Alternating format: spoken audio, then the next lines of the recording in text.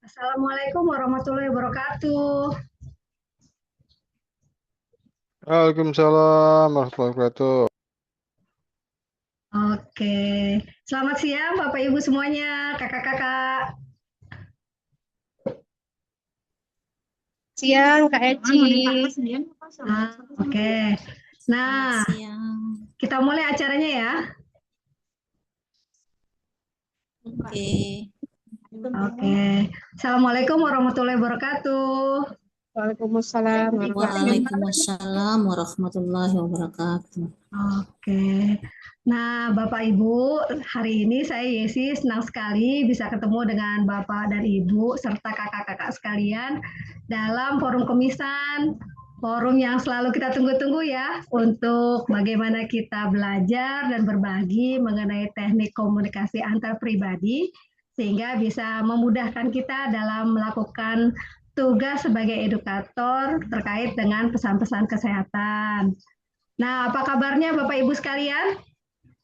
Alhamdulillah sehat. Alhamdulillah Alhamdulillah sehat. sehat. Ini ada yang dari Aceh saya lihat, ada yang dari Tanjung juga, ada Bu Vivi yang dari Jogja, ada yang dari mana nih? Ada NTT juga. Wah, lengkap nih semuanya ya sebagaimana biasanya. Nah, Bapak Ibu sekalian, hari ini kita akan membahas sebuah tema yang sangat menarik sekali, yaitu bagaimana cara menyampaikan pesan kesehatan, tapi dengan membuat warga ngomong dulu gitu ya. Kenapa sih ini penting sekali gitu? Apa manfaatnya kalau kita mau menyampaikan pesan kesehatan, tetapi kita perlu membuat warga ngomong gitu kan? Apa dampaknya dan bagaimana tekniknya supaya warga juga mau ngomong. Karena terkadang kan gitu ya, yang datang ke puskesmas atau ke posyandu atau ketika kita ketemu warga, ada yang suka diem aja, ada yang mungkin cerewet tapi ngomongin hal-hal lain gitu kan, atau ada yang datang udah marah-marah segala macamnya. Jadi terkadang kita jadi punya kendala dalam menyampaikan pesan kesehatan. Nah, hari ini sudah ada Pak Risang nih, ya guru KAP kita. Pak Risang sudah ada di ruangan?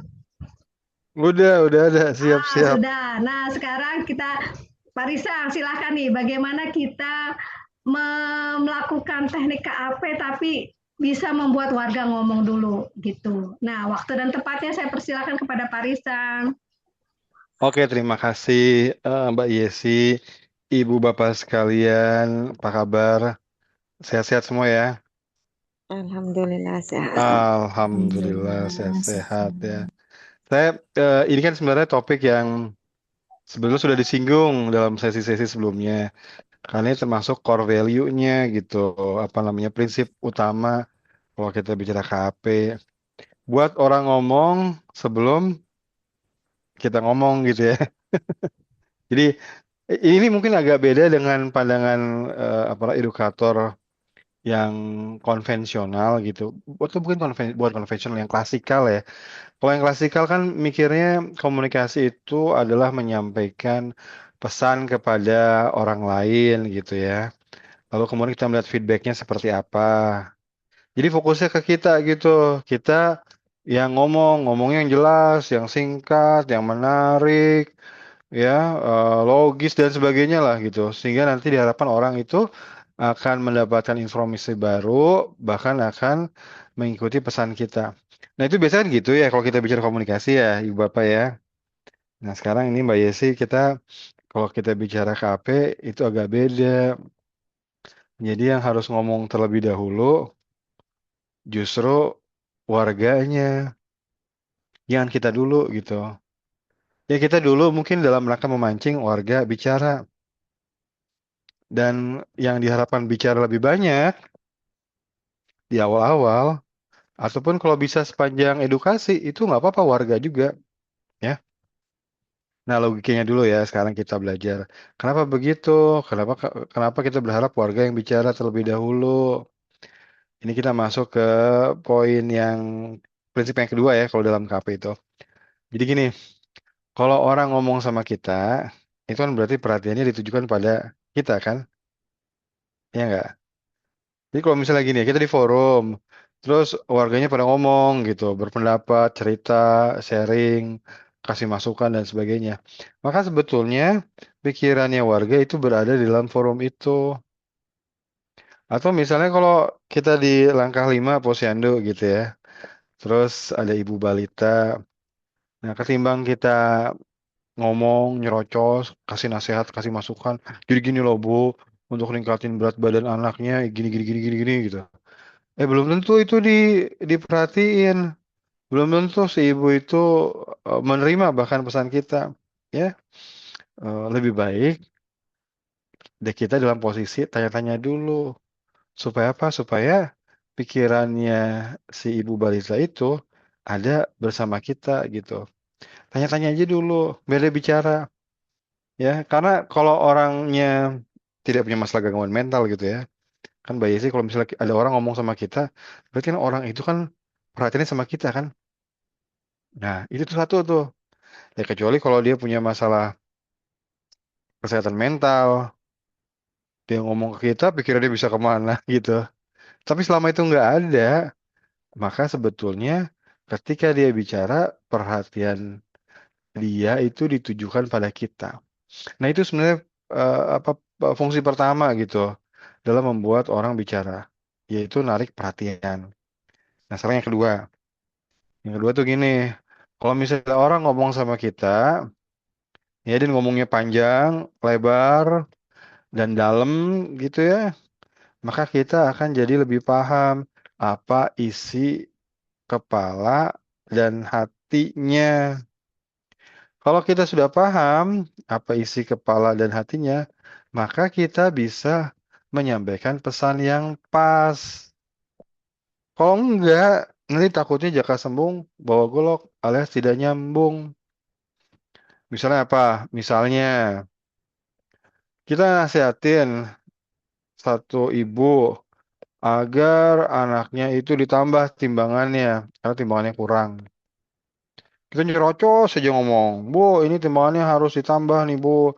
Caranya dengan makanan yang lebih bergizi, proteinnya ditambah, TID, telur, ikan, daging. Oh, terus gizinya aja seimbang, jangan lupa ada sumber tenaganya, bla bla bla bla. Wow, ngomong panjang lebar. Eh, taunya si ibunya tuh nggak mikirin itu. Ibunya mikir, nggak apa-apa kok anak saya. Orang dia masih lincah, lari-lari. Bisa gitu Mbak Yesi, kalau orang tua itu kalau indikator ya untuk melihat anaknya sehat atau enggak, ya lihat aja masih lincah enggak gitu, lari-lari gitu ya. Kalau masih lincah, lari-lari, berarti sehat. Nah kan nggak nyambung tuh. Kita mikirnya anaknya bermasalah, sehingga berat badannya perlu ditambah. Tapi si ibu tidak berpikir begitu. Ya, yang kita sampaikan ya sia-sia jadinya. Tidak connect gitu. Ya, kalau contoh contoh yang rada ekstrim yang suka saya share ya, kalau dalam pelatihan itu yang dulu itu tuh zamannya konversi energi. Konversi energi tahun 2000-an awal ya, tahun 2000 mungkin ya. Dari minyak tanah ke gas. Nah, dulu kan kita biasanya kalau masak pakai minyak tanah tuh yang bau-bau gitu ya. Pakai minyak tanah. Mungkin kalau generasi sekarang pada nggak tahu ya. Pakai sumbu gitu. Tiba-tiba harus diubah gitu menjadi tabung gas, LPG. Nah, ini contoh komunikasi yang tidak nyambung, jaka sembung. Pemerintah bilang gantilah ke LPG, beralihlah ke LPG karena LPG itu lebih murah, lebih efisien. Oh, banyak uang yang bisa dihemat dan juga ramah lingkungan. Kan gitu komunikasinya tuh. Tapi apa coba yang ada di kepala ibu-ibu kebanyakan? Paling nggak di Jakarta gitu ya saat itu. Kebanyakan mikirnya, ini kalau pakai LPG aman nggak ya? Meledak nggak ya? Nanti meledak. Nanti rumah saya kebakar. Berarti nggak nyambung tuh. Makanya di awal-awal kampanye konversi energi saat itu, banyak yang tidak pakai. Masih wait and see, lihat-lihat, aman nggak, aman nggak, aman nggak. Nah, itu gara-gara komunikasi yang tidak nyambung. Nah, kita berharap sebetulnya dengan membuat warga bicara terlebih dahulu, isi kepala dan hatinya itu bisa terungkap. Sehingga apa? Sehingga nanti pesan yang kita sampaikan bisa nyambung gitu. Itu yang kedua ya. Dan yang ketiga, kita tuh berharap sebetulnya ketika kita pengen ngajak orang, kita berharap ada hukum-hukum eh, interaksi atau perilaku yang berlaku. Jadi dalam dunia sosial gitu interaksi itu ada hukum-hukumnya. Ya, misalnya salah satunya itu hukum timbal balik dalam kebaikan. Bunyinya kan begini, kalau kita berbuat baik sama orang dan orang itu merasa senang dengan kebaikan kita, maka dia akan membalasnya. Nah, logikanya begitu. Jadi kalau suatu hari misalnya Mbak Yesi didatangi sama tetangga, kebetulan tetangga itu habis pulang dari Palembang misalnya. Kak Yesi, kami baru pulang kemarin dari kampung. Ini bawa bawa pempek, terima ya. Terima dengan senang hati gitu kan ya. Sambil kadang-kadang kita berpikir, kapan ya, kapan ya saya bisa balas gitu. Kapan-kapan ntar kalau punya makanan, saya mau anterin ah. Nah itu adalah hukum timbal balik dalam kebaikan. Nah, lantas kenapa kita harus terapkan itu dalam interaksi dalam rangka edukasi dan mengajak ya? Karena gini, kalau misalnya kita buat orang itu bicara terlebih dahulu, lalu orang itu bicara dengan senang, dengan semangat, dan kitanya nyambung. Yang nyambung adalah menghargai, dan orang itu mendapatkan, wah ini Bu Bidan, oh ini Ibu Nakes menghargai saya, mendengarkan saya, maka nanti dia akan berusaha membalas kita. Yaitu ketika kita bicara, ya, antara warga membalasnya dengan cara apa? Dengan cara mendengarkan balik. Jadi kitanya yang didengarkan, ya. Nah, makanya kalau kita bicara kendala utama dalam komunikasi, kan gini, kalau kita bicara KP ya, kita selalu berpatokan ada kendala umum nih yang harus kita hadapi nih. Isunya apapun, ya ada kendala umum lah yang perlu kita hadapin. Ya walaupun kebanyakan mungkin isu-isu yang sensitif, tapi paling tidak kita itu akan menghadapi kendala satu, gimana cara buat orang itu memperhatikan kita. Yang kedua, gimana cara orang mau mendengarkan kita alias membuka pagar. Kalau narik perhatian itu kan direpresentasikan dengan remote control ya. Nah, dengan kita membuat orang bicara terlebih dahulu dan bicaranya banyak, kita dengarkan, maka otomatis sebetulnya kita sudah mulai merintis menangani dua masalah umum ini. Ya, Eh, karena dia ngomong, dia perhatiin ke kita. Berarti kita sudah mulai merebut remote control dia. Karena dia ngomong terus kita mendengarkan, dia merasa dihargai. Akhirnya ketika kita bicara, dia buka pagarnya, dia mendengarkan kita. Nah, itu yang tantangan kedua yang sudah mulai dirintis untuk ditangani, yaitu membuka pagar. Nah, sebenarnya secara teori gitu Mbak Yesi, mungkin jelas kali ya. Kalau udah jelas sih sebenarnya ya cuma itu aja sih. Tinggal nanti teori-teori teknisnya. Tapi gambaran besar kenapa kita perlu membuat orang itu bicara terlebih dahulu itu terkait dengan dua hal ini gitu. Jadi warga perhatian sama kita gitu ya. Terus kita juga jadi tahu ya Pak, isi Apa kepala pengetahuan dia gitu ya. pemahamannya, hatinya kayak gimana ya.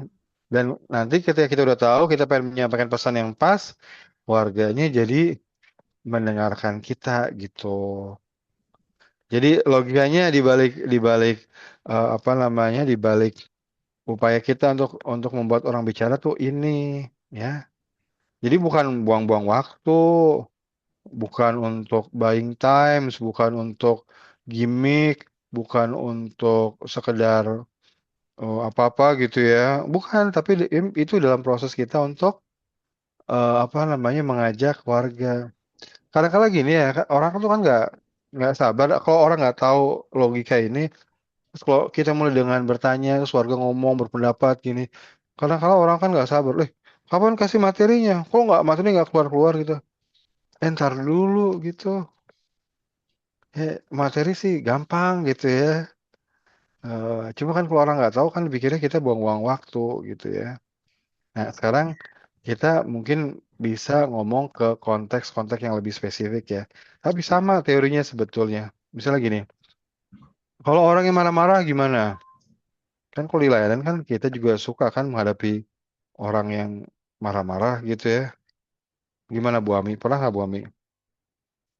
Datang ke puskesmas Gemah Harjo ya Bu Ami ya? Marah gitu, kesel, eh, marah gitu. Nah itu gimana? Sama prinsipnya.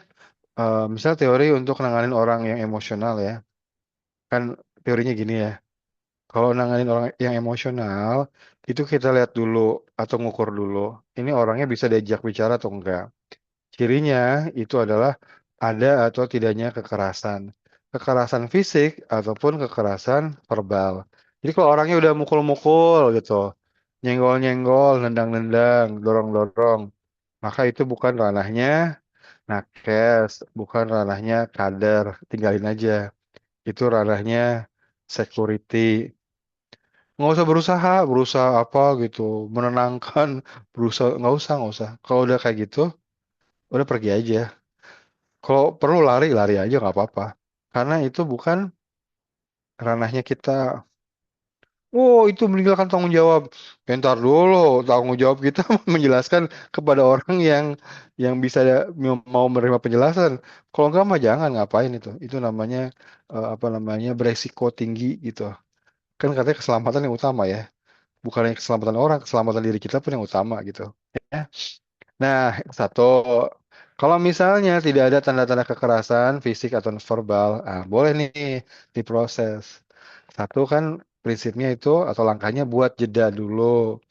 Jangan langsung nanganin, tapi coba buat jeda. Misalnya ke orangnya kita bilang, oh Bapak boleh Pak kita bicarakan di ruang sana Pak. Terus jalan kita ke sana. Atau misalnya kalau nggak ada ruangan, ada tempat duduk sekitar 10 langkah. Pak boleh Pak kita bicarakan di sana Pak. Yuk kita duduk Pak. Supaya kita bisa lebih clear Pak mendapatkan masukan Bapak. Udah jalan ke sana. Nah, sambil jalan itu jangan ajak bicara, jangan layanin. Diam aja, diam. Supaya apa? Ya itu supaya siapa tahu ya pikiran sehatnya muncul lagi gitu. Kan emosional kan sifatnya kan sesaat ya. Itu hanya bisa apa namanya tumbuh berkembang membesar kalau misalnya ada pemicunya. Kalau nggak ada pemicunya, misal tenang gitu, itu jangan-jangan bisa lepas itu kontrol cengkraman setan kita bilang ya. Jadi kasih dulu jeda sebentar. Terus yang kedua, namanya venting. Nah, lihat nih venting. Venting apa? Venting dari ventilasi. Ventilasi itu seperti untuk ngalirin udara kan? Nah, venting itu intinya apa? Venting intinya adalah membuat orang bicara. Jadi justru kalau kita menghadapi orang emosional, itu kita membuat dia bicara lebih banyak. Nah, kalau ini bukan hanya untuk supaya kita bisa tahu apa isi kepala dan hatinya saja, atau membuat dia merasa dihargai, ya, bukan, atau membuat dia memperhatikan kita. Kalau untuk emosional ada fungsi lain, venting emotion. Jadi supaya orang itu emosinya keluar. Kenapa kok emosi harus dikeluarin? Ya kalau emosi yang nggak dikeluarin nanti kita nggak bisa ngajak ngobrol. Ya, makanya kalau kita venting, ya emosi orang itu turun dengan cepat, maka setelah itu kita bisa ngobrol yang lebih sehat. Dan biasanya kalau kita venting, ya misalnya orang marah nih, terus kita justru membuat dia bicara lebih banyak. Dengan cara apa? Dengan cara bertanya-tanya. Intinya nyambung. Bertanya dalam rangka membuat orang itu bicara lebih banyak. Dan hindari nah, tiga, tiga jangan. Apa yang dihindari itu tiga jangan? Jangan menilai mematahkan, defensif jangan ganti topik, jangan mendiamkan. Mendiamkanmu jangan. Tapi kita coba ajak dia itu untuk bicara lebih banyak. Ya. Misalnya ada orang marah, kasus-kasus yang misalnya terjadi, misalnya ada orang tua yang marah pada nurse, karena nurse-nya mungkin apa waktu infus anaknya dipikirnya keliru gitu, terus ada darah keluar, oh marah, kamu gimana sih kok ini gini gini gini gitu, terus nurse-nya lihat, wah ini kekerasan, yaudah pergi kalau kekerasan ya, kalau enggak dengerin aja bapak, bapak Bapak kenapa Pak? Ada apa Pak? Ini kan darah. Oh emang biar diceritain emang gimana Pak? Bapak yang tahu Bapak darah tuh maksud gimana Pak? Ya, emang prosedurnya kayak gini. Jadi gini, kita tuh buat orang itu cerita supaya keluar emosinya. Ini bagusnya sih mungkin kalau biasa kalau emosi kan agak bertumpuk ya. Kayak misalnya gini, ada orang protes pas kita lagi di depan gitu ya, pas lagi jaga, ada orang keluar dari bilik perawatan marah-marah, "Wah saya nggak terima, ini gimana sih pelayanannya buruk sekali," gitu. Nah, kan pertama kita buat jeda dulu, minta dia misal duduk sebelah mana kah, ke arah mana, ke satu. Yang kedua venting, "Bapak Bapak, ini Bapak apa yang buat Bapak kesal Pak? Kalau boleh tahu?" "Iya ini pelayanannya buruk." "Pelayanannya gimana Pak? Yang Bapak rasakan gimana?" "Iya gini-gini, masa orang tua saya didiemin dari tadi." Dari tadi dari jam berapa Bapak yang Bapak tahunya Pak? Kok didiemin Pak? Maksudnya gimana sih Pak? Biar yang ngomong gitu. Iya nggak diapa-apain loh. Biar keluar semua. Kitanya tidak menilai, mematahkan, tidak mendiamkan, tidak ganti topik. Nah itu kan artinya membuat dia bicara ya. Udah keluar semua. Biasanya kalau udah di venting, ini biasanya sih ya. Kalau kami biasanya kalau di tempat-tempat apa namanya bencana gitu ya. Kan banyak orang suka marah-marah gitu ya. Nah, kalau kita venting, itu biasanya 2 atau 3 menit, itu emosinya turun, turun. Kelihatan dari suaranya udah nggak teriak-teriak lagi gitu. Tapi sebaliknya, kalau kitanya defensif, jadi belum apa-apa, udah langsung, loh, Bapak emang prosedurnya kayak gitu.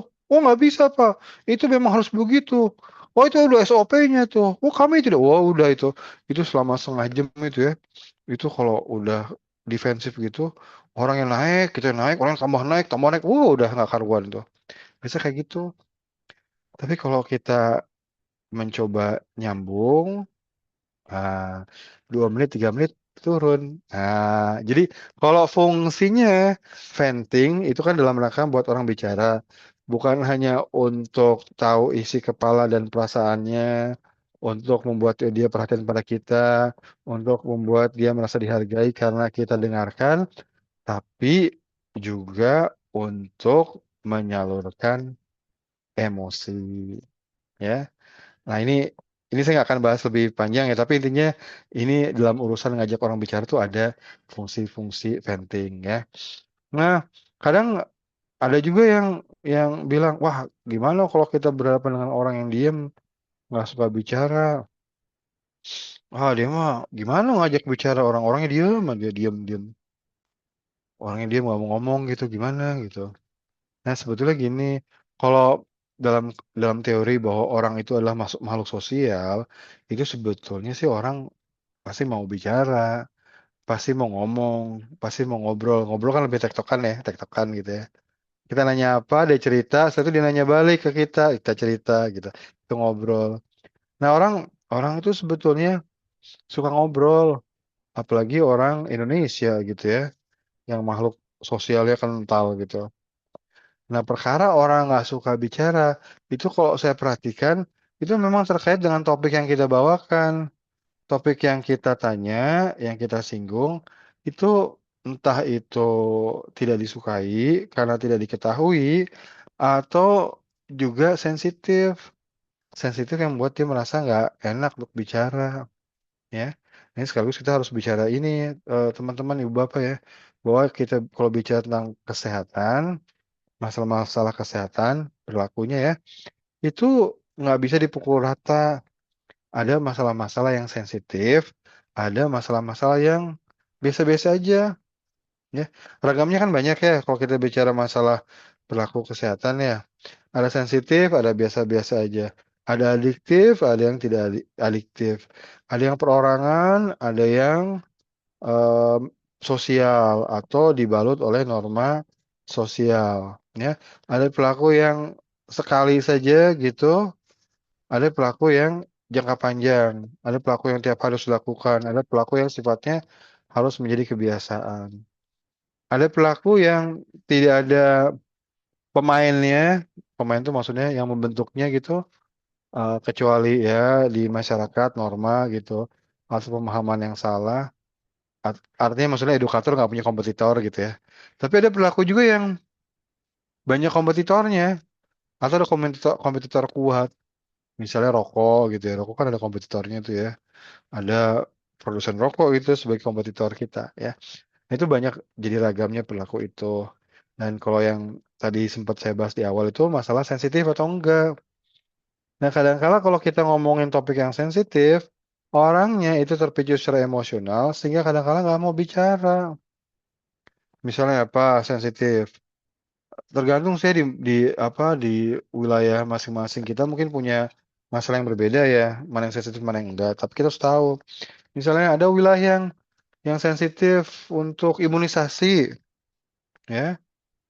Kan pernah tuh rekan kita di sini yang cerita bilang dia di di pertemuan desa mau ngomongin tentang imunisasi, baru mulai bicara Pak Kepala Desanya langsung apa namanya langsung langsung komentar keras gitu ya. Bu Bidan kalau bicara MR saya lempar keluar loh, dilempar keluar. Saking itu jadi sensitif gitu ya. Atau ada juga topik yang terkait sama kesehatan gizi anak ya. Itu juga sensitif buat sebagian orang tua.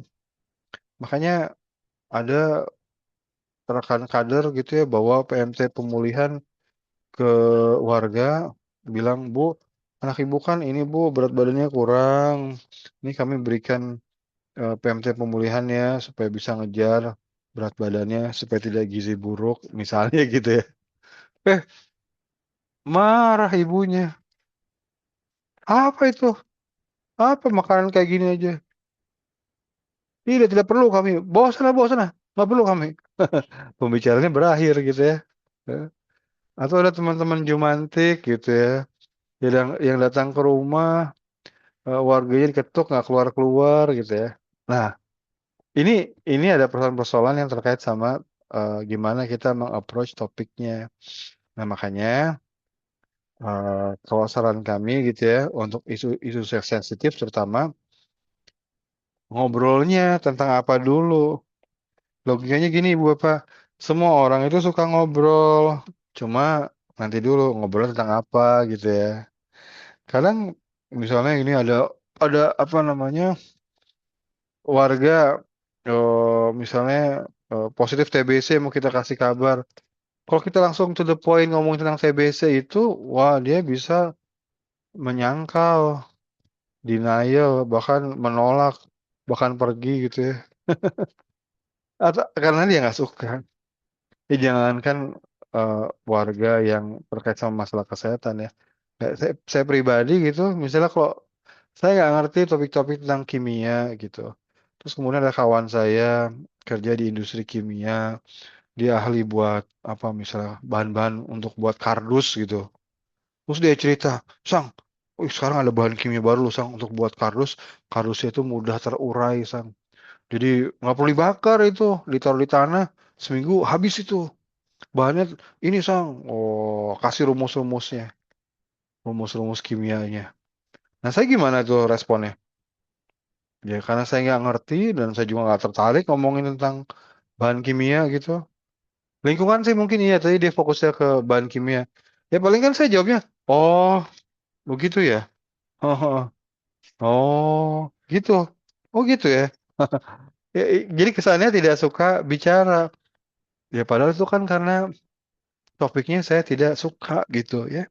Nah makanya untuk di KP itu ya, ini KP 30 ya, em, yang perlu kita obrolkan pertama-tama agar orang mau bicara itu adalah topik yang dia suka gitu. Ini kita masuk ke obrolan informal jadinya. Ya teori obrolan informal tuh dalam rangka orang bicara, bicara yang dia suka. Dapat tugas untuk sweeping imunisasi polio.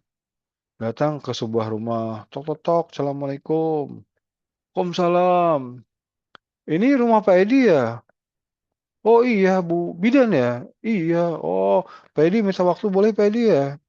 Mau ngobrol-ngobrol sebentar nih Pak Edi. Oh silakan silakan Bu Bidan silakan duduk. Terus kemudian di situ ada foto anak muda ganteng pakai baju tentara misalnya. Ah itu topik tuh. Jadi kalau kita kunjungan rumah tuh yang harus kita cari adalah topik. Maksudnya topik yang dia suka gitu. Wah topik nih. Pak Edi siapa itu Pak Edi? Oh ini Bu Bidan anak anak pertama saya Bu Bidan. Oh tugas di mana? Di Kodim Bu Bidan. Kodim mana? Oh Kodim di Palu. Oh udah lama di tentara. Ya ini masuk 3 tahun.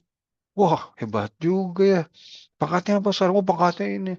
Gimana sih Pak Edi? Caranya supaya anak bisa lulus gitu seleksi di tentara. Soalnya anak saya juga pengen. Wah ini Bu Bidan ya rahasianya ya. Waktu seleksi tuh ya. Nilai paling tinggi itu tuh nggak ada di mana? Apa Pak Edi? Di lari. Oh gitu? Iya. Pokoknya kalau lari nomor satu tuh Bu Bidan, ah pasti masuk deh. Pokoknya lari aja. Nomor satu pasti masuk deh. Oh gitu ya? Wow ngomong lagi. Terus kemudian Bu Bidan nyinggung. Oh berarti kalau lari tuh kakinya harus kuat ya Pak Edi ya? Ah iya itu kakinya harus kuat. Oh, kalau lumpuh nggak bisa ya Pak Edi ya? Lah lumpuh gimana? Gimana bisa lari? Ini kan lari Bu Bidan. Iya makanya Pak Edi nih ada penyakit yang bisa buat kaki anak lumpuh nih. Loh apa itu? Polio. Oh masih ada polio? Masih. Oh ngomong tentang polio. Setelah ngomong tentang polio, ngomong tentang imunisasi OPV. Oh gitu. Tapi yang pertama dilakukan adalah ngobrol tentang anaknya yang jadi tentara. Itu maksudnya obrolan informal ya. Obrolan informal itu biasanya menjadi bahan kita untuk obrolan akrab. Kenapa orang akan suka bicara kalau dapat topik yang dia sukai? Iya, karena dia punya kenangan di situ, dia punya pengalaman di situ, dia punya emosi di situ, dia punya hobi di situ. Maka dia akan suka, ya. Dan ngobrol, ini namanya ngobrol akrab ya. Ngobrol akrab itu merepresentasikan kepentingan dari warga. Jadi ini yang disukai warga. Kalau yang kita sukai kan, kalau dalam kasus tadi kan yang kita sukai adalah imunisasi. Dapat tugas untuk ngajak anak apa orang tua mengimunisasi anak. Itu kan yang kita suka. Belum tentu warga suka. Nah, kuncinya kalau kita bicara apa topik-topik yang sensitif, kita jangan mulai dari topik yang kita suka, tapi kita mulai dengan atau kita mulai dari topik yang warga sukain. Gitu ya. Nah, sekarang kalau KP itu kan ibu bapak kan isinya banyak permainan ya. Kalau kita buat edukasi kelompok. Jadi kalau edukasi kelompok itu mungkin 60% 70% isinya main, nyanyi gitu ya. Lalu 30% atau 20 ya 25% isinya lainnya adalah ini apa namanya? Cerita ya. Lalu ada 20% lah gitu ya atau 15% isinya adalah membuat akrab ya. Nah, coba kita ingat-ingat kalau misalnya permainan itu sebenarnya tugas untuk apa sih? Apakah buat orang senang? Iya, itu memang buat orang senang. Tapi senang itu ditujukan pada akhirnya ya agar orang bicara. Jadi kalau dalam kelompok caranya KP membuat orang bicara itu adalah dengan permainan.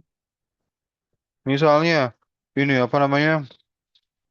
kita pengen dapetin pendapat warga tentang satu hal, ya. Terus kita pakai bisikan berantai. Wow. Jadi misalnya ada 20 warga, taruhlah 20 ibu hamil misalnya. Terus kita bariskan menjadi 4 kelompok. Kalau ibu hamil kan susah berdiri ya, paling duduk-duduk gitu. Nah, kemudian mulai dari ujung sampaikan pendapat dia secara pendek ya, hanya 2 3 kata. Terus berantai, berantai, berantai. Di ujung yang lainnya itu nulis. Nah, terus kemudian giliran yang kedua, orang yang kedua ke ujung terus menyampaikan. Nah, itu kan sebenarnya buat orang bicara, ya. Tapi dengan cara permainan. Nyanyi, nyanyi itu bicara, bicara yang ada rimanya gitu, ada iramanya, ya. Walaupun bicaranya kayak gitu nggak apa-apa. Artinya kalau kalau kita bicara lirik kan kita bicaranya pendek gitu ya, nggak apa-apa. Dibicarakan terus berulang-ulang, berulang-ulang. Kemudian pesannya jadi hafal. Kalau sudah hafal, dapat inti pesannya, baru kita bisa diskusikan. Makanya kalau kita buat pakai nyanyian kan gini ya, biasanya Bapak Ibu ya, ini yang suka praktek KP gitu. Misalnya, pertama kita kenalin lagunya dulu, oh, selawatan gitu. Allahul Kafi, wah gitu ya. Si virus rota sangat berbahaya, dia menyerang bayi-bayi kita.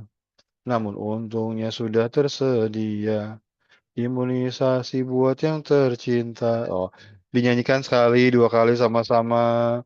Terus kemudian kita buat kelompok. Terus kemudian kita buat lomba, ya.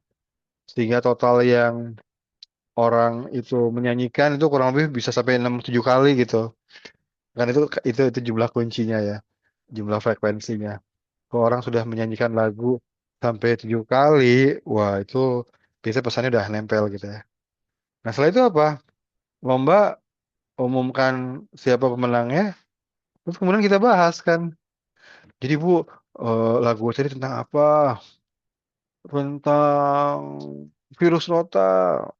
Virus rota itu menyebabkan apa? Oh, diare berat. Ya mungkin untuk beberapa hal yang teknis mereka atau warga mungkin nggak nguasain. Dan kalau nggak nguasain ya kita harus masuk. Nah, itu itu bisa menyebabkan diare berat, Bu. Diare berat tuh gini gini gini gini. Wah, jelaskan. Itu bisa kena siapa tuh, Bu? Oh, bayi-bayi. Ah iya, bayi-bayi dan bayi-bayi bahaya kalau kena. Terus untungnya ada apa, Bu? Imunisasi. Apa coba imunisasinya? Imunisasi virus rota. Ah iya. Jadi lagu itu adalah cara kita atau taktik kita untuk akhirnya membuat orang itu mau bicara. Dia bisa bicara pada akhirnya. Kenapa? Karena di lagu itu mengandung pesan-pesan dasar yang mereka jadi tahu, kenal, dan bisa sebut ulang gitu, ya. Dan selain itu secara psikologis juga sih ya, kalau udah nyanyi senang-senang gitu ya, mereka lebih rileks dan akhirnya mau bicara gitu ya. Jadi ini lagu-lagu pun, permainan-permainan pun gitu ya, di dalam KP tujuannya itu untuk buat orang itu bicara. Jadi jangan pernah buat kita permainan, tapi warga itu akhirnya nggak terfasilitasi untuk ngomong banyak, nggak dibahas di ujungnya, ya nggak ditanya-tanya, jangan gitu ya. Atau permainan sekedar permainan senang-senang, tapi tidak menghasilkan diskusi, nah itu juga jangan ya. Nah, permainan tuh harus harus menghasilkan diskusi gitu, tanya jawab. Kita yang tanya, dia yang jawab. Harus menghasilkan apa namanya kenyamanan untuk ngomong, keberanian untuk ngomong ya dan sebagainya ya. Nah, itu dengan permainan ya. Dan bicara pun bisa menghasilkan rasa memiliki. Jadi kalau kita sebagai fasilitator ya kan kita biasa punya prinsip begini. Kalau orang nggak ikut ngomong maka dia nggak merasa memiliki terhadap percakapan yang berlangsung. Jadi kalau kita cuma ngomong satu arah gitu ya, itu nggak akan punya dia rasa memiliki. Makanya kita harus buat orang itu bicara supaya ada rasa memiliki. Nah, ini contoh-contoh kalau misalnya kita belajar Grand Tour Miniatur ya, mungkin yang udah pernah, coba deh kita lihat ya. Kalau misalnya kita datang ke warga, terus melakukan penyuluhan dengan mengatakan bahwa Bapak Ibu sekalian, pada kesempatan sore ini kami ingin menjelaskan tentang diare ya, atau mencret itu. Nah, diare adalah buang air besar cair 3 kali sehari atau lebih. Wah, terus ngomong gitu ya. Nah, terus warga gimana? Ya, warga responnya macam-macam, tapi tidak selalu melihat relevansi di sini. Ya, tidak semua. Ada yang mungkin yang berpikir, siapa sih yang diare ini? Emang lagi musim diare? Anak saya sih enggak ah. Ah, diare nggak penting nih. Apaan sih ngomong diare gitu. Tapi ada juga yang melihat relevansinya. Duh, anak saya kemarin diare. Jadi pengen tahu nih apa nih tentang diare. Nah, ini nih kalau kita modelnya tidak ngajak warga bicara dulu. Coba bandingkan dengan model-model yang ngajak bicara dulu ya. Misalnya gini, si nakesnya nanya dulu. Kita nanya dulu ya. Ibu-ibu, sebulan terakhir anak kita pernah sakit nggak ya? Coba cerita. Oh, sempat Bu Bidan, tapi udah sembuh. Alhamdulillah kalau sembuh. Tapi sakit apa kemarin? Oh, kalau anak saya demam. Oh, demam. Yang lain, oh saya batuk. Batuknya sampai gimana? Oh, gini gini gini. Oh, yang lain, oh anak saya diare. Oh, diare gimana? Gini gini gini. Berapa kali? Oh, gini gini. Oh, cerita dia. Oh iya ya. Yang lain, oh anak saya kena panu. Oh, kena panu. Di mananya? Di sini. Terus gimana? Gini gini gini. Wah, jadi warga cerita dulu. Terus si nakesnya bilang begini. Oh, ternyata dalam sebulan terakhir ada ya anak kita yang sakit ya. Walaupun alhamdulillah ya, alhamdulillah banget sekarang udah sembuh ya Bu, ya Bu ya. Iya, ada yang kena batuk, ada yang demam, diare, panu ya. Apalagi yang belum Bu Bidan sebut. Oh, udah Bu Bidan. Ah, iya ya. Ah, gimana nih Ibu-ibu kalau kalau kesempatan sore ini kita bicara dulu yuk tentang diare yuk. Gimana gimana? Yuk ngomong tentang diare dulu ya. Oh iya deh Bu Bidan. Nah, kalau agendanya diintroduksi dengan cara seperti ini, itu biasanya warga merasa, wih, iya nih, kita bicara sesuatu yang isunya kita, masalah kita. Agendanya berasal dari kita, ya. Walaupun ya, walaupun sebenarnya Bu Bidani itu dapat tugas dari Pak Kapusnya untuk ngomong tentang diare gitu. Nggak apa-apa. Tapi kalau caranya seperti ini, itu ada rasa memiliki yang lebih tinggi terhadap topik pembicaraan. Kenapa bisa begitu? Ya karena kan topik diare itu tidak disebut sama Bu Bidan. Yang nyebut siapa? Yang nyebut warga. Bu Bidan cuma respon. Dengan begitu warga merasa, wih topiknya kita nih. Wah kita bahas nih topik diare yang punya kita. Ah gitu. Ini nih, apa namanya kelebihannya kalau kita buat atau ajak bicara warga terlebih dahulu ya. Nah, apakah kalau ngajak bicara warga terlebih dahulu bisa sampai menghasilkan aksi? Sebenarnya justru itu dari rasa memiliki, ya, itu kita bisa membuat orang itu merasa relevan terhadap isu yang kita bahas, ya karena dia kan terkait sama dia gitu ya. Dan dengan begitu kita lebih mudah untuk mengajak orang untuk mengubah perilaku, ya. Ini buat teman-teman kembali lagi yang pernah belajar Grand Tour, Mini Tour gitu ya. Mungkin nggak asing dengan pola ini ya. Coba ini yang biasa kita pakai ya untuk pelatihan ya. Ini pelatihan TOTKP yang pertama ya kalau ingat ya. Ada siapa aja tuh ada Bu Intan, Pak Rahmat, ada siapa lagi nih? Siapa Bu Ami ya? Kok saya nggak tahu. Nah, ini Pak Kumala, siapa? Bu Ika, Oh Bu Kumala, Ika, iya. Kumala, Bu Ika. Nah ini yang moto saya itu Pak Risang. Oh makanya Bu Ami nggak ada ya? Makanya nggak ada. Iya. Pagi-pagi. Tapi gini, ini hasil kayak gini kan hasil exercise-nya gini. Kan teman-teman apa ada satu dalam setiap kelompok ya ada jadi fasilitator. Terus nanya kan, modelnya bertanya gitu buat orang bicara. Eh, teman-teman, ada nggak sih anggota keluarga kita, apa ayah, apa ibu, apa saudara, apa mungkin yang dekat-dekat sama kita tetangga atau ini yang kena penyakit PTM. Entah kayak jantung, kanker, stroke, boleh nggak cerita?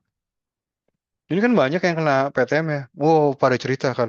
Oh, bapak saya kena jantung. Oh, gimana ceritanya? Oh, cerita gitu. Oh, kalau ini adik saya kemarin kena ginjal. Oh, cerita gitu ya. Nah, itu kan membangun ini ya, relevansi ya. Ini cerita kita bersama nih. Kita nggak ngomongin data, ngomongin statistik. Ngomongin data, statistik kan itu kan berjarak. Ini kita ngomongin pengalaman. Sahabat saya kena kanker, kanker serviks gini gini gini. Gimana kondisinya? Wow, cerita-cerita. Udah dapat gitu ya, emosinya terbangun. Kita tanya lagi, teman-teman mau nggak ya kita kena penyakit-penyakit itu? Ya enggak lah, iya emang kita jangan sampai kena. Wah, kita timpalin kan ya Bu Ami ya. Ya janganlah sampai kena. Jangan sampai kena penyakit itu. Ya kita emang nggak mau kan? Iya nggak mau lah. Nah sekarang kalau emang nggak mau, apa yang perlu kita lakukan? Nah, karena emang sudah emosi dan relevan isunya, topiknya, kan pada ngomong, wah banyak lah yang harus kita lakukan. Ya apa-apa contohnya? Oh, makannya dijaga, perbanyak sayur, buah, karbo sederhana kurangi, tidurnya, apalagi pikiran jangan stres, dan baik juga nyebut olahraga harus teratur lah. Oke, terus setelah itu kita tanya, yaudah, ini banyak cara yang kita bisa lakukan ya, tapi boleh nggak kita ngomong dulu satu tentang olahraga? Nah, olahraga nih apa nih yang kita bisa lakukan nih, yang dalam rangka untuk mencegah kita kena PTM apa nih?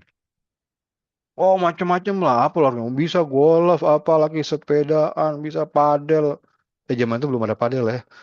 Wah, apa macam-macam lah. Oh, jalan kaki. Oh, nah, terus fasilitatornya kan tinggal nanya lagi.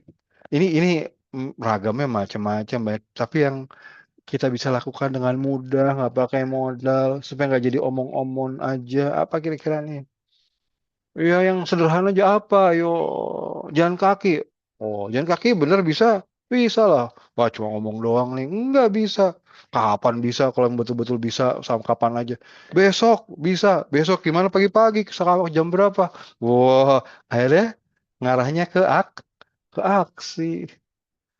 Ya, sampai pengorganisasian dalam pengertian. Siapa yang bangunin? Siapa yang mimpin? Ke arah mana? Wah, ini prosesnya kan nggak usah lama-lama, 15 menit ya cukup gitu ya. Terus hasilnya teman-teman pada bangun pagi terus pada jalan kaki tuh. Itu Bu Ami ya. Jalan kaki sekitaran Bintaro tuh. Ya. Betul-betul. Nah, ini proses dimana kalau kita buat orang bicara itu kemudian bisa buat aksi. Ya. Nah, saya stop di sini dulu deh ceritanya. Tapi intinya kalau kita bicara KP sih memang pendekatannya itu buat orang bicara itu yang utama. Sebelum kita bisa buat orang bicara agak susah ngajak orang gitu. Nah, saya berhenti di sini dulu mungkin ya. Saya serahin ke Mbak Oke. Yesi. Silakan Mbak Yesi. Sip. Makasih Pak Risang, menarik banget nih. Soalnya memang itu tadi ya, kalau misalnya orang bicara duluan, kita juga jadi tahu nih dia punya persoalan apa ketika dia nggak melakukan sebuah aksi. Karena dan ketika orang bicara duluan jadi ngindarin ini juga Pak Risang, ngindarin suuzon. Dulu pernah Prasangka buruk ya. dulu pernah kejadian kan, misalnya ada warga datang. Nah, ketika dia datang dalam keadaan diam, terus kemudian ada teman kader periksa, terus langsung, wah Bu, anaknya begini, begini, begini, terus ibunya diam aja. Si kader ngerasa ibu ini kurang perhatian gitu dengan apa yang disampaikan. Setelah kemudian ditanya, ibu kenapa Bu? Gitu. Terus dia bilang gini, enggak saya bingung mau bilangin karena suami saya nih selalu kalau saya ke posyandu tuh nggak ngasih karena takutnya anaknya diimunisasi dan segala macam nanti anaknya sakit. Jadi dia diam, bukan dia nggak tahu bahwa imunisasi itu penting, tetapi dia lagi bingung bagaimana menghadapi suaminya gitu. Kayak gitu.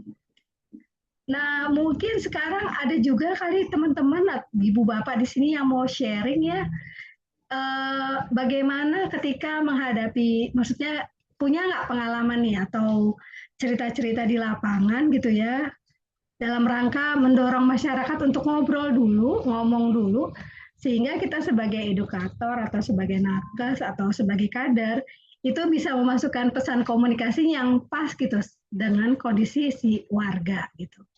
Ada nggak? Ada yang mau berbagi dulu?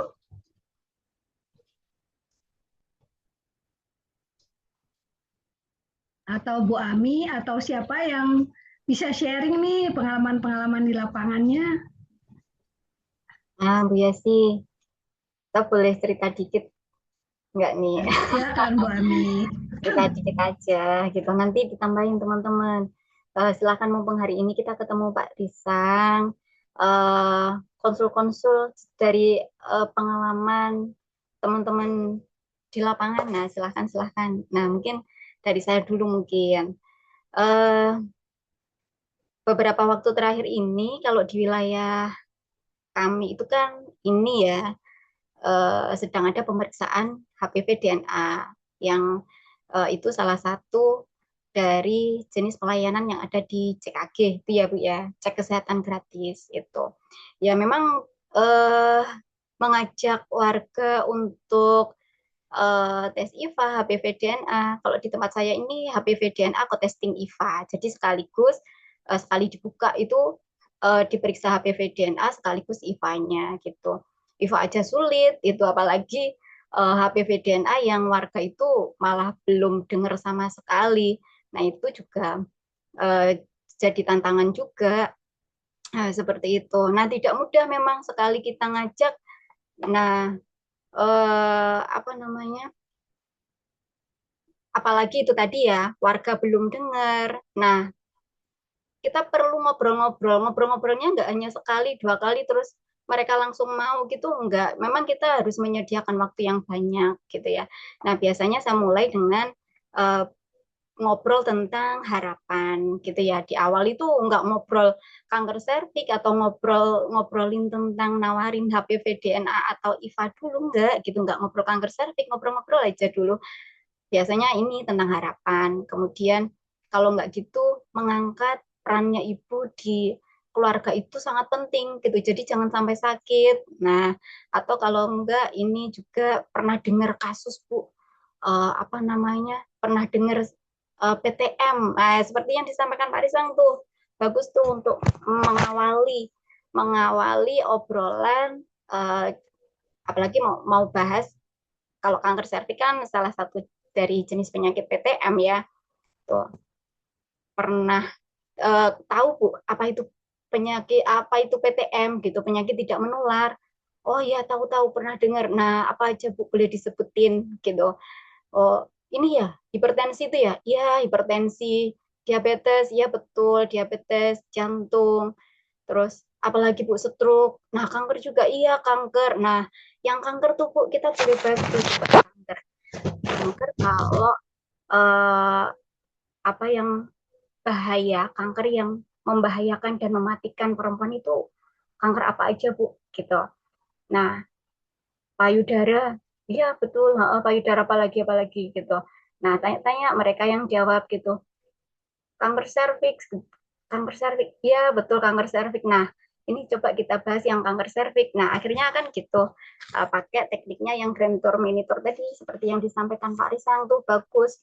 Kadang seringnya kalau teman-teman tahu nih, maksudnya tahu teknik grand tour mini tour gitu, insya Allah teman-teman nggak akan kehabisan tema gitu saat edukasi di posyandu atau ketemu dengan warga itu insya Allah nggak akan takut gitu karena saya juga mengalami itu dari kantor gitu ya, dari puskesmas itu masih bingung apa ya gitu, mau ngasih tema apa gitu, kayaknya kemarin yang itu sudah, yang ini sudah gitu. Nah, kita bisa pakai yang grand tour mini tour itu, kita gali-gali aja masalah yang ada di warga.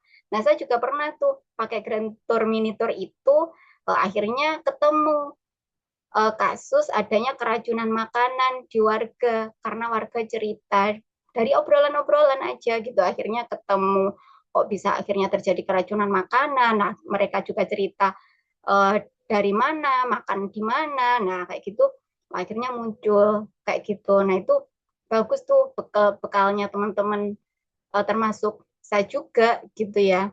Insya Allah nggak akan kehabisan ide kalau mau edukasi di lapangan gitu. Malah justru bagus ketika kita tahu masalah yang ada di warga apa, kemudian kita membahasnya itu lebih masuk daripada kita datang udah bawa ini nih, udah bawa tema dari kantor gitu ya, dari puskesmas, dari kita udah nyiapin gitu.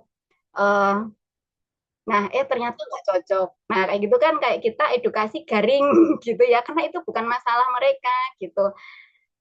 Tapi dengan Grand Tour Mini Tour ini bisa dimodifikasi. Sebenarnya kita udah nyiapin tema gitu ya, misalkan. Karena kita udah tahu, mungkin masalahnya, oh di sana itu seperti ini. Nah, kita bisa modifikasi seperti itu. Kita modifikasi sebenarnya temanya itu dari kita, tapi kita tanya-tanyanya ke warga, apa namanya, tanya-tanya ke warga. Nah, nanti kalau warga udah nyebutin, misalkan, kayak tadi kanker. Ah, ya Bu, yang kanker tuh, yang kanker. Kita boleh bahas ya itu yang kanker. Nah, kanker yang banyak terjadi di perempuan apa aja tuh Bu? Sakit kanker apa aja?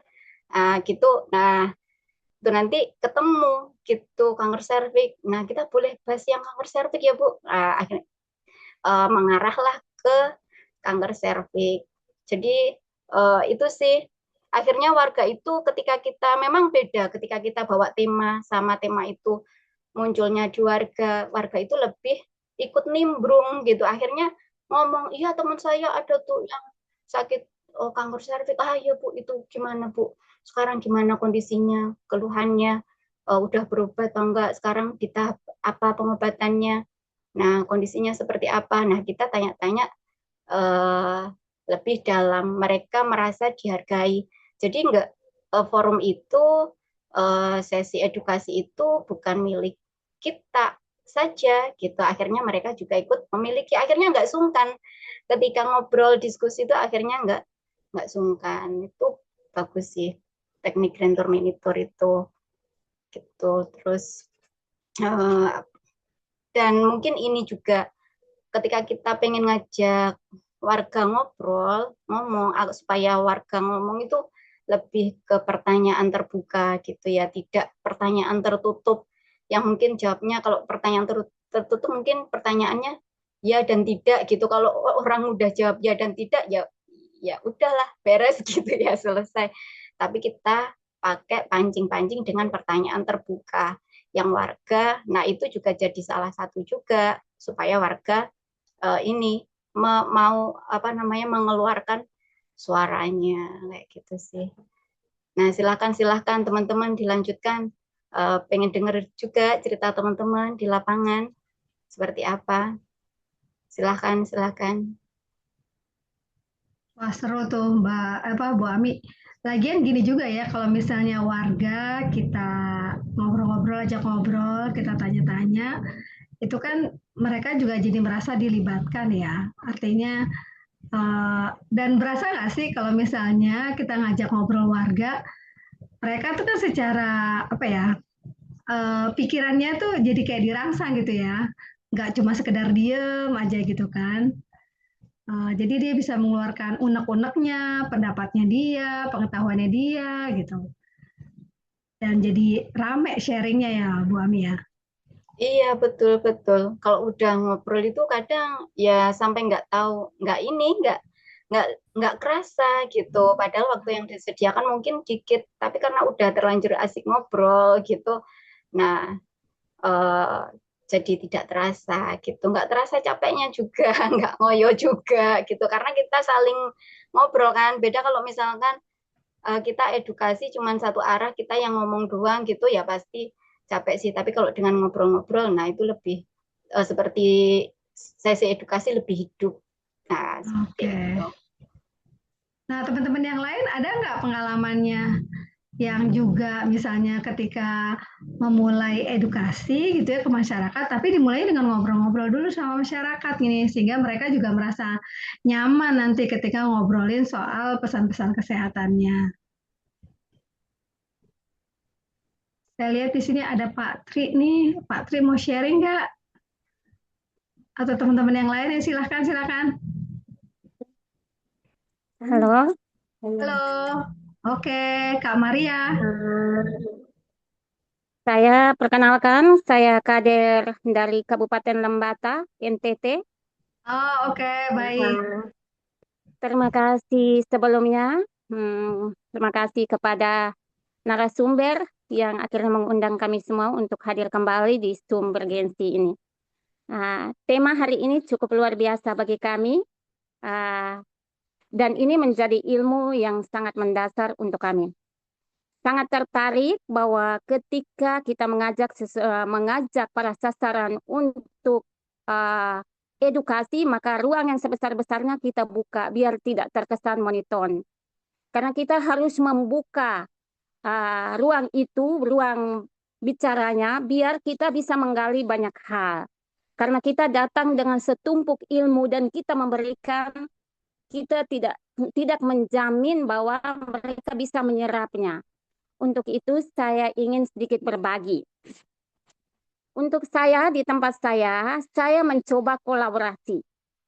Kolaborasi di sini artinya bahwa masyarakat ini lebih cenderung mendengarkan informasi yang bahwa kapan bantuan itu tiba. Misalkan informasi PKH masuk atau sembako masuk, dibagi beras, dibagi minyak. Itu telinganya cepat sekali. Tapi ketika diberi informasi positif lainnya tentang imunisasi mau posyandu atau hal-hal yang berkaitan dengan kesehatan diri, maka itu tutup telinga, anggap itu biasa saja. Bahkan edukasi tentang gizi dan kesehatan lingkungan lainnya. Jadi saya mencoba kolaborasi. Kolaborasi di sini saya mendekatkan diri kepada para pendamping. Pendamping PKH dan pendamping BPTN. Dengan begitu, ketika kita melakukan pendekatan, maka kita punya ruang. Kita punya ruang. Ketika ada pertemuan P2K2, pertemuan PKH ke para KPM, di situ kita masuk. Karena keseringan ada di situasi dibagi bantuan, maka terkesan masyarakat menilai bahwa, oh Mama Kader ini juga urus bantuan. Maka segala informasi yang berkaitan dengan kesehatan, mereka lebih membangun komunikasi dengan kita Kader. Sebab Mama Kader kami ada dengar bahwa ada bantuan ini, ada nama atau tidak. Karena sudah ada hukum kedekatan antara kita dengan sasaran, maka apa yang kita sampaikan mudah untuk dia serap. Jadi setiap kali ada pertemuan P2K2, kita hadir, kita turun kegiatan apa-apa, mereka selalu teriak sapaan awal, Mama Kader, kan punya bantuan bulan ini tidak masuk, ini kenapa? Jadi disitulah bahas awalnya berawal dari bantuan, semakin kanan, semakin ke sana, Mama terima bantuan ini hari, tapi jangan lupa anak juga diperhatikan. Kenapa tidak pakaiannya tidak pernah diganti ke sekolah, nanti anak minder, uang sekolahnya tidak dibayar. Susunya kenapa tidak dibeli? Padahal komponen untuk penerima bantuan adalah ibu hamil dan bayi balita. Tapi kenapa dalam rumah ada ibu hamil, tapi ibu hamilnya cap? Apa Mama ambil uang itu untuk dikemanakan? Ada yang terang-terang kita dapat bahwa itu untuk bayar mingguan, itu bayar harian, untuk bayar, ya kita edukasinya. Pemerintah ini kita sudah membantu kita dari segala sudut. Hanya kita sendiri yang salah menggunakan, akhirnya pada akhirnya terkesan bahwa kita Kader ini tidak pernah melakukan pendampingan.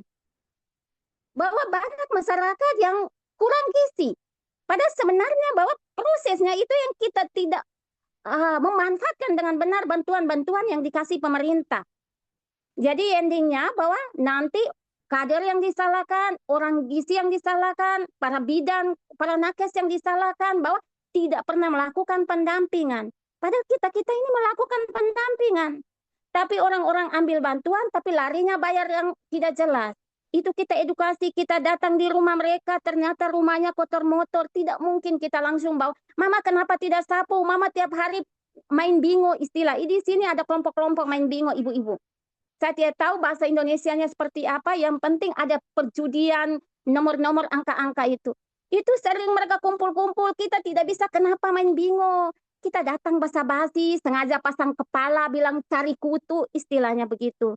Dari berawal cari kutu, kenapa tiap hari anak ini bulan ini beratnya tidak bagus. Beratnya naik 1 ons itu kita tidak bisa katakan itu naik. Karena dia naiknya sesuai umur, sesuai dengan target. Semakin apa permintaan kami hanya 2, tapi kalau mama tiap bulan hanya naiknya 1 on saja tidak bisa. Apalagi karena mama punya waktu, bukan mama tidak ada makanan, tapi kebiasaan mama kalau mulai sekarang ada jam tidur siang, jam main tidur siang anak, tapi mama pakai untuk main bingo.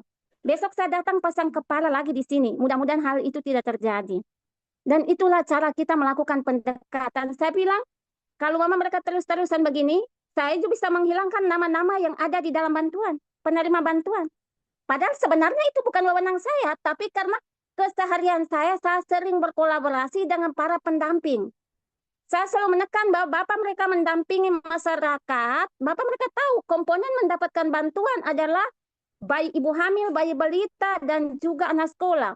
Tapi Bapak mereka tidak membangun komitmen, tidak tegas kepada para penerima ketika posyandu, maka sama saja Bapak mereka lapor tuh hasilnya kosong. Berarti pemerintah bayar Bapak mereka hanya sekedar mengambil data, tapi memotivasi masyarakat itu tidak. Jadi Bapak mereka ketika lakukan kegiatan pendampingan ke kelompok, Bapak mereka juga harus tegas. Karena masyarakat ini lebih banyak takutnya itu kepada pendamping ketimbang kepada kami kader atau para bidan. Mereka takut kepada Bapak mereka karena mereka takut bantuan itu tidak datang lagi. Jadi dari hal-hal kecil ini cara saya saja akhirnya sekarang masyarakat kami gabungkan para sasaran balita digabungkan dengan para penerima bantuan. Dan itu juga saya berusaha untuk mengusulkan mereka yang terdaftar di sasaran saya, mengusulkan otomatis harus dapat bantuan. Supaya mereka merasa, oh kami juga ke posyandu, tapi Mama Kader juga mengusulkan kami untuk dapat bantuan. Berawal dari bantuan kecil-kecil, akhirnya bertahap sampai semua menerima PKH.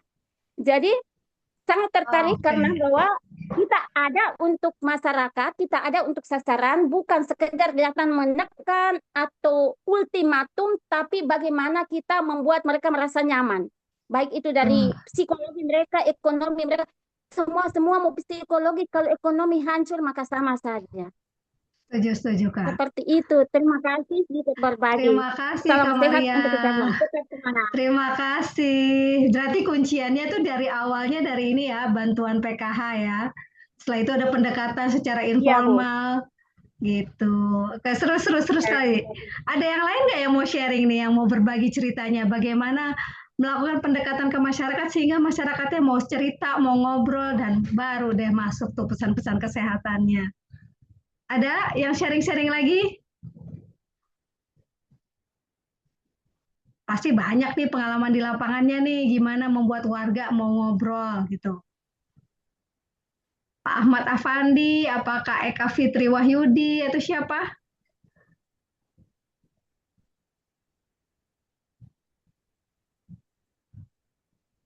Ada Bu Hasimah tuh, Bu Yasi. Iya, silakan. Buku Senila juga ada tuh.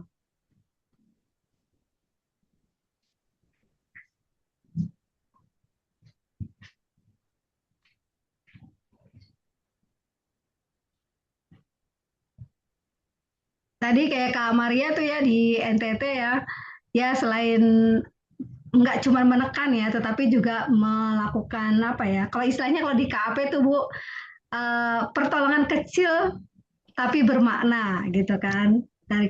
Dan warga tuh biasanya suka tuh dikasih pertolongan kecil cepat gitu ya dan bermakna sehingga mereka merasa dekat kayak gitu. Dan kalau udah deket apa aja kata kadar pasti mau didengerin gitu kan. Yang lainnya siapa yang mau sharing? Bu Zakia, halo Bu Zakia. Dari Makassar nih. Atau ada yang punya teknik-teknik gimana sih supaya warga ini mau ngobrol nih atau mau cerita tentang apa yang menjadi kendala dia, misalnya kenapa dia tidak mau melakukan apa katakanlah misalnya upaya untuk perbaikan kesehatan atau bagaimana? Bu Zaki ada, Kak Nana atau Bang Muhammad Ihsan, silahkan.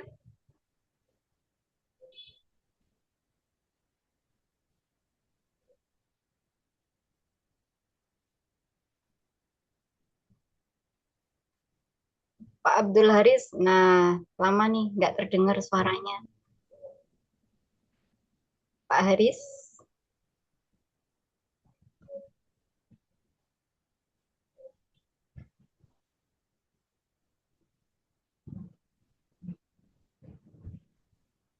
Ada Mbak Intan juga. Mbak Intan. Mana Mbak Intan? Kak Nona juga ada nih Kak Nona. Kak Nona nih biasanya punya lagu-lagu menarik nih supaya masyarakat merasa nyaman untuk ngedengerin atau apa mendengarkan pesan-pesan kesehatan, terutama dalam kegiatan kelompok gitu. Atau ada Kak Vivi juga.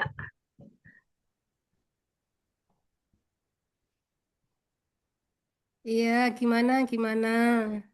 Kak Vivi ada pengalamannya di sharing gimana nih membuat warga atau masyarakat tuh mau ngobrol sehingga kita tahu nih apa kendalanya mereka ketika katakanlah mereka tidak belum melakukan kegiatan kesehatan itu. Oh iya, ini pernah pengalaman izin sharing ya Kak Eci dan teman-teman semuanya. Eh, Kemarin itu kita kan ada kegiatan pameran pembangunan gitu ya Mbak Eci ya. Nah, Iya, di sana kita ada layanan pemeriksaan golongan darah. Nah, ternyata itu kan dari peminatnya itu banyak ada dari sekolahan seperti itu. Nah, jadi waktu itu ada anak yang dibawa oleh ibunya untuk melakukan pemeriksaan golongan darah waktu itu. Ternyata mungkin dia lihat ya pada waktu itu teman-temannya tangannya dicoblosin sama jarum. Nah, dia itu takut gitu. Terus akhirnya yang tadinya awalnya dia mau maju, mundur gitu, takut gitu. Terus ibunya terus dorong-dorong, ayo, ayo, ayo, berani, berani gitu.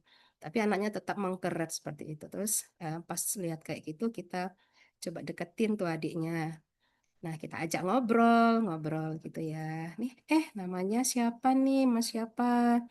Terus dia jawab namanya Mas Ibrar gitu. Eh, Mas Ibrar, Mas Ibrar, Mas Ibrar itu senangnya main apa ya kalau di sekolah atau di mana gitu. Terus dia jawab, senang main bola, Bu, gitu. Nah, waktu Mas Ibrar main bola itu, eh, pernah nggak Mas Ibrar itu kan harus lari ya? Oh, Bu, kalau main kayaknya seperti apa? Terus dia cerita, wah saya kan lari, Bu, ngejar bola, ngejar ini dengan teman-teman.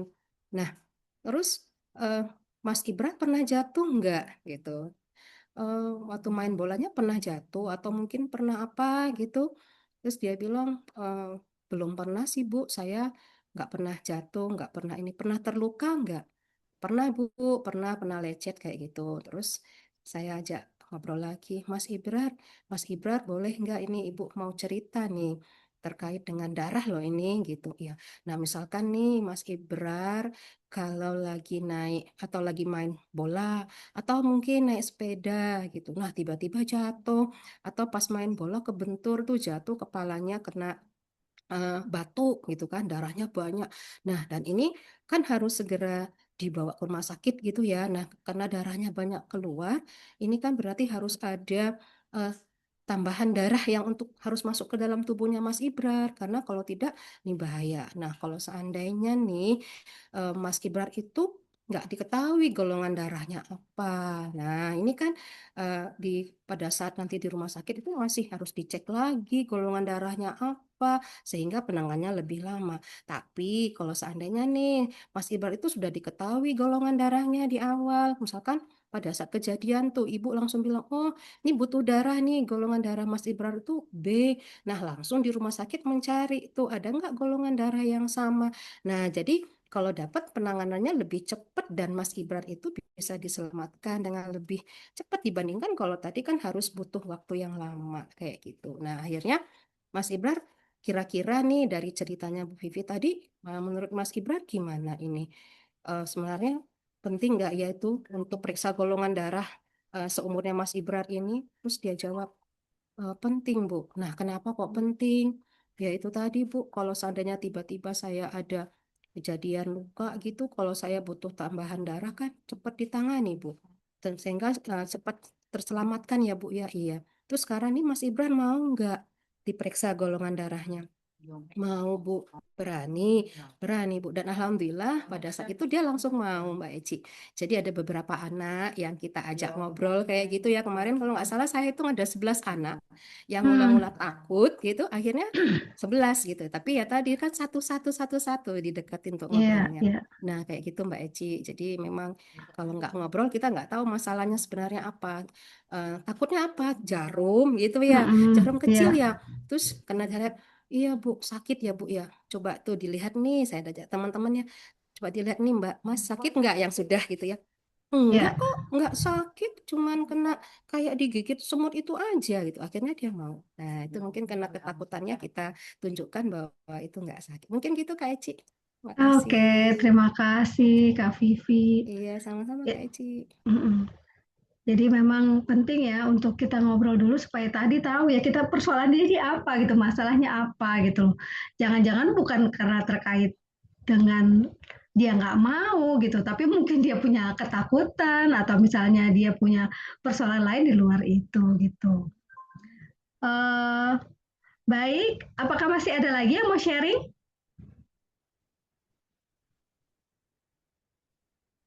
Nah, kalau misalnya tidak ada lagi yang mau sharing, kebetulan waktu juga udah nunjukin pukul 2 lewat 25 menit nih kalau di tempat saya. Kecepatan 1 menit kayaknya. Baik, Ibu Bapak sekalian, sebelum misalnya kita mengakhiri forum kemisan hari ini, mungkin tadi ya kalau misalnya saya boleh menyimpulkan bahwa mengajak masyarakat ngobrol itu penting karena kita jadi tahu apa yang dipikiran masyarakat, kemudian apa ketakutannya, apa persoalannya gitu kan.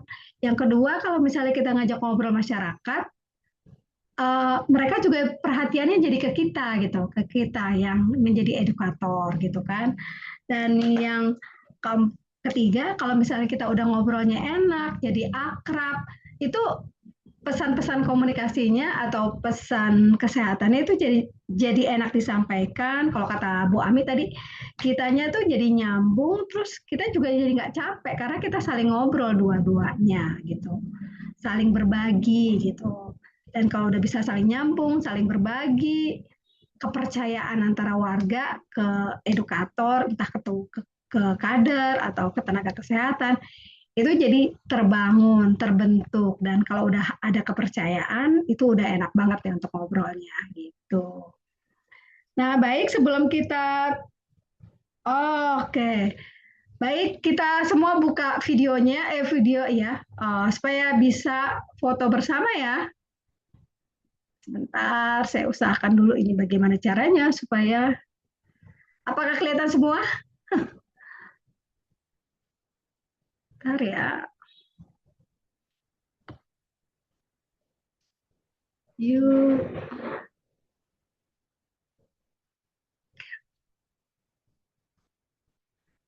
Oke, sebentar ya. Oh, ini ada 7 halaman. Sebentar, saya akan foto satu-satu dulu atau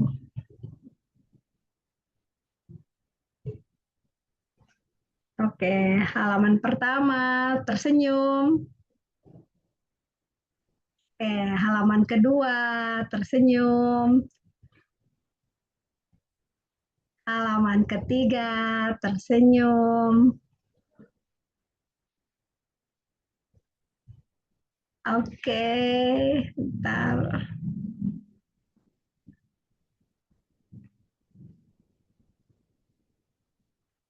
Enam dan terakhir 7. Baik, Ibu Bapak sekalian, terima kasih atas partisipasinya hari ini dalam forum kemisan. Terima kasih buat ibu-ibu dan bapak-bapak yang tadi udah sharing pengalaman-pengalamannya. Kita akan ketemu lagi dalam forum kemisan berikutnya 2 pekan yang akan datang. Sampai ketemu lagi. Terima kasih dan izin pamit. Assalamualaikum warahmatullahi wabarakatuh. Waalaikumsalam warahmatullahi wabarakatuh. Waalaikumsalam. Waalaikumsalam Sehat warahmatullahi selalu ya, ibu-ibu, bapak-bapak. Ya, Amin. Ibu. Amin. Selamat berpuasa, We Eci. see you Oh iya, sekalian mohon maaf lahir ditutup. batin juga. Mau Ya. puasa. Iya, mohon maaf Oke. lahir dan Terima batin kasih semua. Ibu atas Baik, izin We see pamit ya. ditutup iya, iya, sekalian. izin Iya, pamit terima juga. kasih.